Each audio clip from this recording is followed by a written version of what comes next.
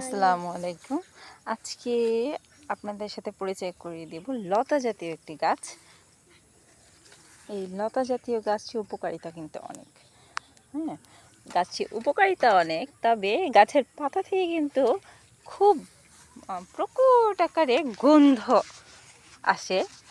আর এই গন্ধ থাকার কারণে নাম হয়েছে গন্ধ ভাদালি। অনেকে গান্ধালো বলে জানেন এবং এটি মোটামুটি ছড়িয়ে যায়।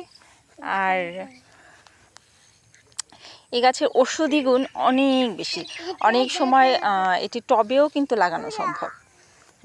বাসায় কিন্তু এই রকম একটি ওষুধি গাছ থাকলে বাচ্চাদের, বড়দের, বিশেষ করে বয়স্কদের নানান রোগের থেকে মুক্তি পাওয়া সম্ভব। বিশেষ করে যাদের আমাশয় ভাব আছে, আবার অনেক সময় যাদের ঠান্ডার ভাবটা বেশি হয়, তখন এই গাছের পাতার রস করে কেউ বড়া বানিয়ে খান, কেউ রস করে খান, তখন কিন্তু এটা খুব উপকারী হয়। আমার মেয়ে খুব আজকে শব্দ করছে, এই যে সে রীতিমতো খেলা করছে। আলহামদুলিল্লাহ, আমরা এটা উপর একটু মাচা করে দিয়েছি, যেহেতু এটা খুবই উপকারী গাছ। আমরা প্রায় এর বড়া খাই।